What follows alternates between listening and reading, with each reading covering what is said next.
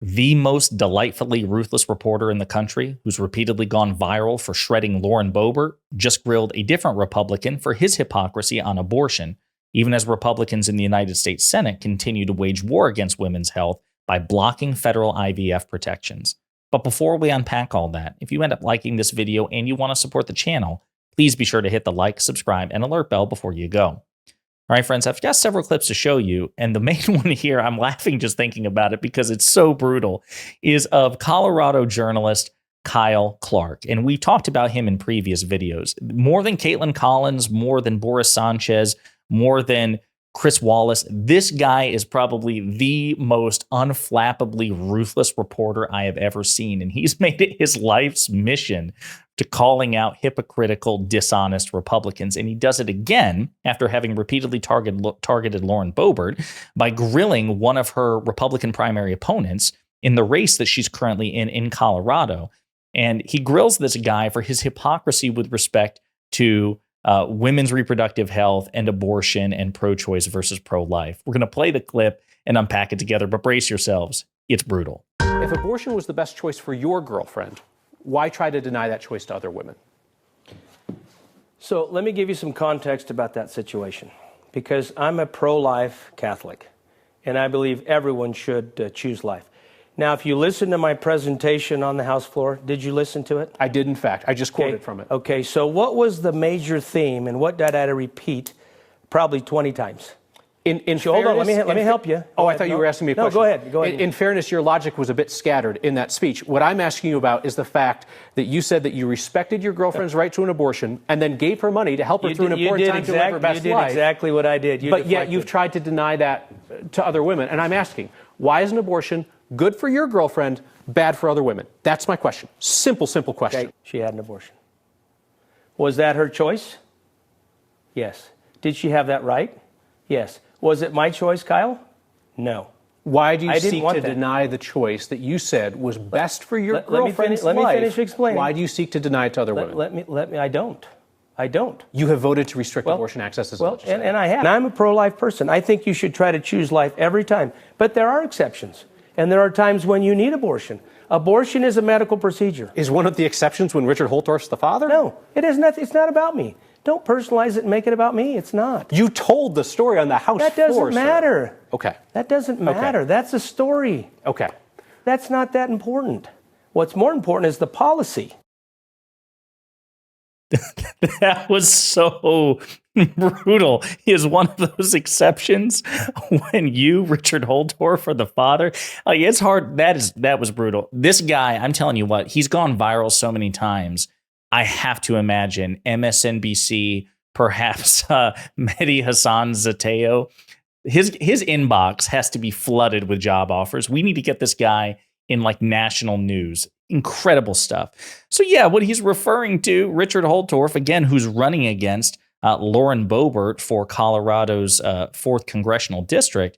I mean, as befits a Republican, the state level, at the federal level, Republican elected officials are just peerless hypocrites, okay? He's just grilling him on the inconsistency. So as Yahoo News reports, earlier this year, Holtorf revealed that he once provided financial support to a girlfriend amid her own abortion so she could, quote, live her best life, despite also sponsoring a failed 2020 measure that would have banned the procedure in the state after 22 weeks.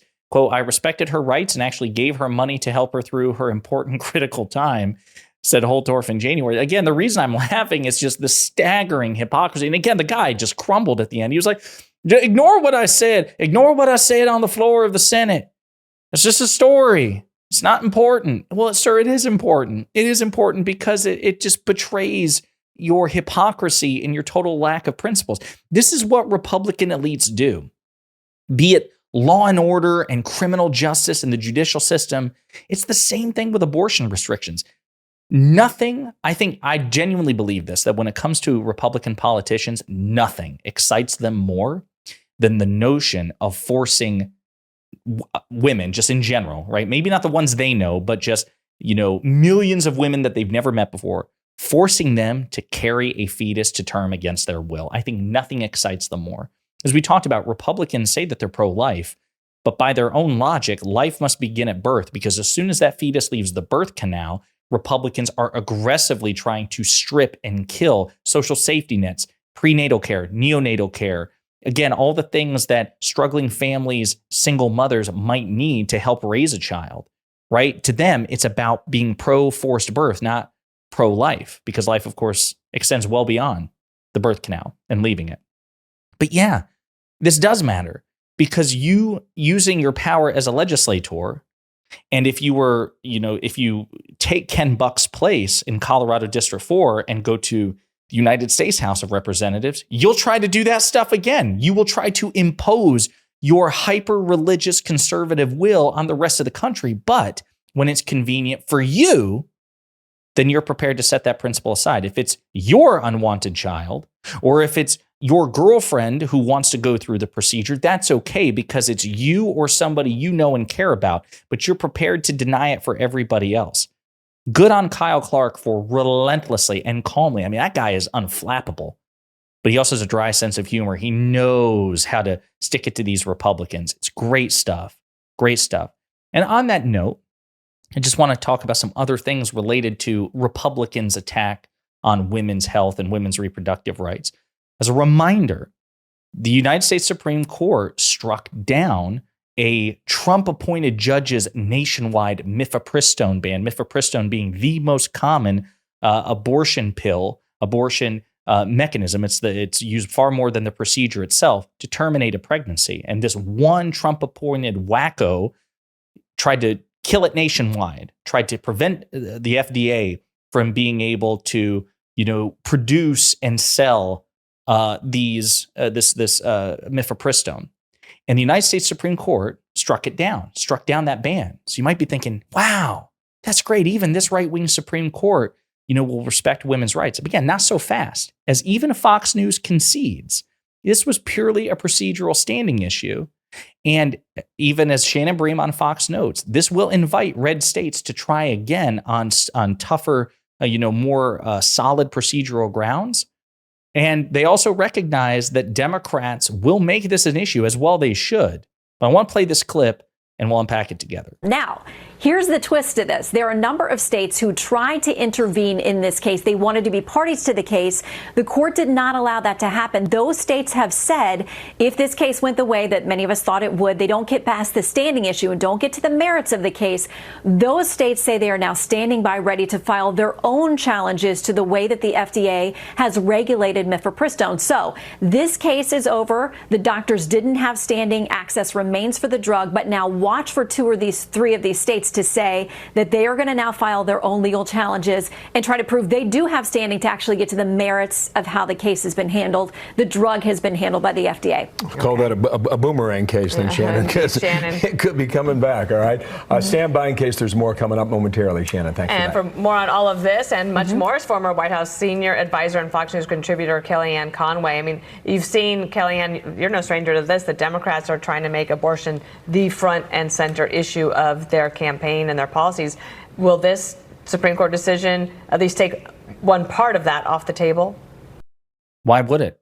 Again, as your co-host just noted, red states announced upon this particular verdict that they're going to try again on different procedural issues. So it's not like, the pro-choice movement has struck an eternal victory and we can rest on our laurels. We have to make the case that actually, no, this was a temporary setback for the pro-forced birth movement, and they're going to rally and try again. They've already declared that they would, and we have no reason to believe that this right-wing Supreme Court won't grant the next request. They do not deserve the benefit of the doubt, nor should we grant it to them. I will also say that Republican Senator Lindsey Graham recently appeared on the Fox Propaganda Network to complain. He's like, no matter what we do, we Republicans are going to be painted as extremists, but it's actually the Democrats who are extremists. Well, number one, no matter what you do or say, they're going to accuse us of hating women and being extremists. President Trump said today that the Democratic Party is extreme. They support abortion up to the moment of birth. Fascinating that it's Lindsey Graham is on the one hand complaining about being falsely, he says, characterized as an extremist because the Republican Party, they don't hate women. It's not about controlling women, except it is, but it's not. And actually, it's Democrats who are extreme. so ridiculous here. We wouldn't call you extreme if you didn't behave like it. And if you want to make the case that Democrats are extreme, by all means, try to make that case. But abortion is consistently a losing issue for Republicans, even in deep red states, right? You have ballot referenda on abortion in Ohio, Kansas, Kentucky, deep red states, or reddish in the case of Ohio. And Republicans take L's in referenda after referenda after referenda. As a matter of fact, there's currently slated to be an abortion referenda on the ballot in Florida during the 2024 election in November, such that many experts are saying, because if you look at the polls, Democrats challenging Republicans in Florida, they're actually doing surprisingly well. Rick Scott, and we're going to play a clip from him in a minute, this, insane Republican senator from Florida who's looking to take Mitch McConnell's place as the head of the party in the Senate. He's actually facing some pretty stiff competition from his Democratic challenger, which seems so damn unlikely. But that's the power of abortion.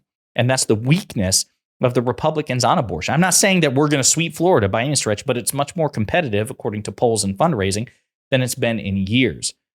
I also want to note, it's not abortion, but it's related to reproductive health and women's health. IVF, in vitro fertilization, which a right-wing Supreme Court in a red state recently had a draconian ban on, by the way. This is an attempt by Democrats to codify IVF protections at the federal level, and it was blocked by Republicans. On this vote, the yeas are 48, the nays are 47. 3/5 of the senators duly chosen and sworn not having voted in the affirmative. The motion is not agreed to. Because, of course, you have to get the 60 votes to make it filibuster-proof. What's funny is, even though Senate Republicans voted to block the bill to guarantee access to IVF nationwide, many of them have gone out and said, but listen, we totally love IVF. We totally support it, including the aforementioned Rick Scott. My wife, Ann, and I have 2 daughters and 7 perfect grandkids. Each is a precious gift from God. But sometimes families need help. Millions of babies have come into this world through IVF, in vitro fertilization. In fact, our youngest daughter is receiving IVF treatments right now, hoping to expand her family. She and I both agree IVF must be protected. For our family, for every family. I'm Rick Scott, the grandpa who approved this message. Wow, that's really sweet. Wow, that's really compelling. Except, as his community noted, Rick Scott voted to oppose right to IVF bill in the Senate. You see, this goes back to the clip with Kyle Clark and Richard Hofstadter, or the Republican candidate from earlier, which is they and their immediate family, their loved ones, can avail themselves of these rights and these privileges, but they are perfectly content to deny it to others. That is the selfishness of the Republican Party. It's the privilege, it's the hypocrisy, it's the asymmetry. The last thing I'll point out, and this goes to show how important elections are. The Dobbs decision by the Supreme Court, that occurred in July 2022, when they finally struck down Roe v. Wade, ending a 50-year super precedent, right? Now, when they did that, at the time, President Biden was in office, Senate Democrats were in the majority, and Nancy Pelosi and the Democrats were in the House majority, right? So we had unified control of government. They tried to pass a bill which would codify Roe v. Wade protections into law, right? The Supreme Court strikes it down. We try to codify it into legislation, okay? The problem was, even though Biden was prepared to sign it and it passed the House, it died in the Senate. Why did it die in the Senate? Because they needed 60 votes to break the filibuster. And all Democrats voted for the legislation except Democratic Senator Joe Manchin of West Virginia and every Republican. So they didn't have the votes necessary to even break the filibuster, because you can make a filibuster carve-out if you have a 50+1 and you all agree, like, you know what, we're going to make an exception to this bill where it doesn't need to make the 60 vote threshold. We'll just do it on a partisan basis, 50+1. The problem was Manchin voting against it bill. They didn't have the majority needed to break the filibuster. My point is this: votes matter, elections matter. We could have had Roe codified into law, and it would supersede every draconian, red state, anti-abortion, anti-choice, pro-forced birth bill in these red states, this federal law would have superseded all of it. It would prevent what's going on in places like Texas and Florida and, Arkansas and Alabama and all these places.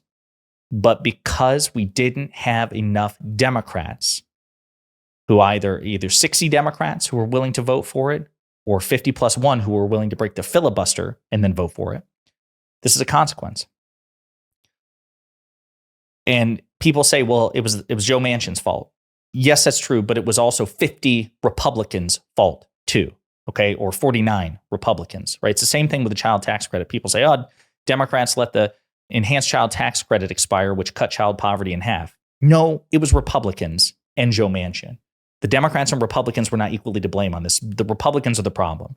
And what we need to do is get Democrats to keep the majority in the Senate, which is going to be very tough because we face like 6 or 7 highly, contested seats. We have to defend all of them. Republicans need to only flip 2. We have to keep all of them.